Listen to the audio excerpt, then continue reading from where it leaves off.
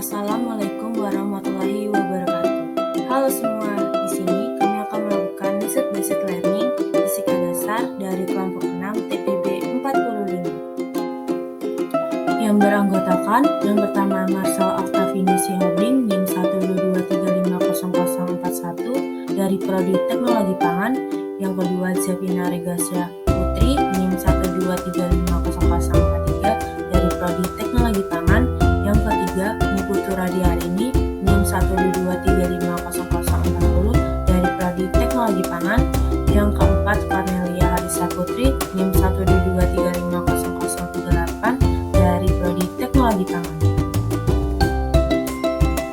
Di sini kami membuat pompa air tanpa listrik penerapan hukum Bernoulli.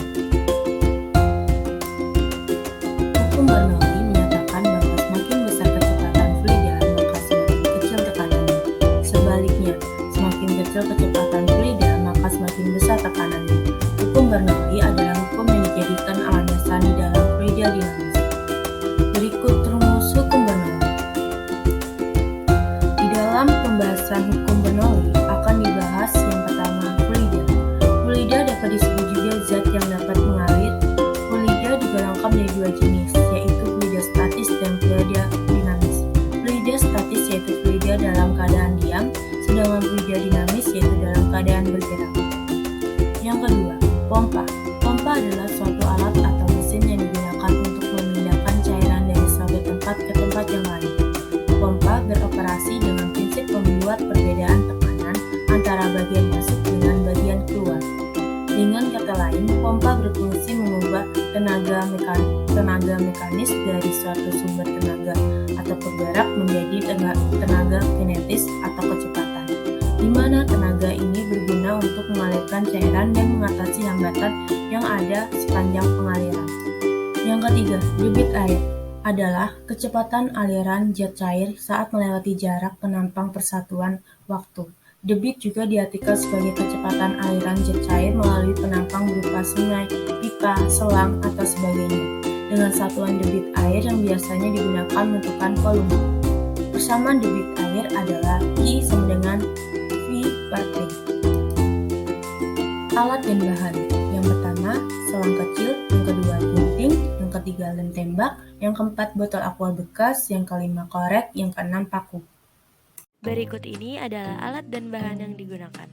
Selang berukuran 1,5 meter, gunting korek api dan paku, lem tembak, botol berukuran besar dan botol berukuran sedang.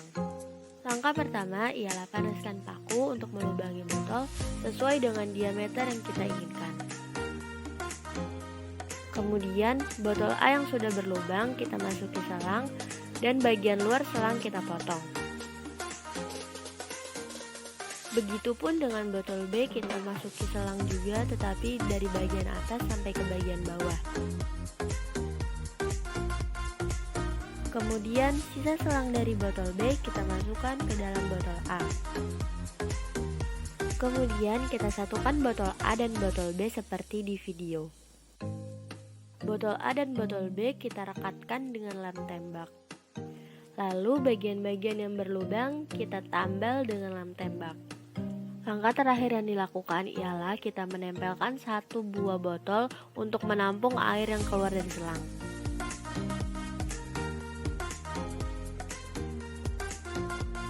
Dapat dilihat bahwa terdapat air yang mengalir dan ditampung di bagian belakang. Hal ini dapat terjadi karena kita memanfaatkan tekanan fluida. Selang di bagian depan juga dapat mengalirkan air. Di sini berarti pompa air tanpa listrik berhasil dan berfungsi dengan baik. Prinsip kerja alat, yaitu mengalirkan fluida dari posisi tekanan yang lebih besar ke tekanan yang lebih rendah. Kerja pada alat pompa air tanpa listrik kami juga dipengaruhi oleh adanya tekanan udara. Kelebihan dan kekurangan pada alat kami. Kelebihannya, yang pertama, dapat beroperasi tanpa energi listrik. Yang kedua, alat dan bahan mudah ditemukan. Kekurangannya, yang pertama, pompa air tanpa listrik dan air yang dipancurkan tidak begitu tinggi pancurannya, sehingga tidak dapat mengalirkan air dengan ketinggian yang lumayan tinggi, membuat air tidak dapat mengalir. Yang kedua, botol botol dapat menyebabkan udara dari luar akan masuk. Sekian dari presentasi kelompok kami ucapkan terima kasih. Assalamualaikum warahmatullahi wabarakatuh.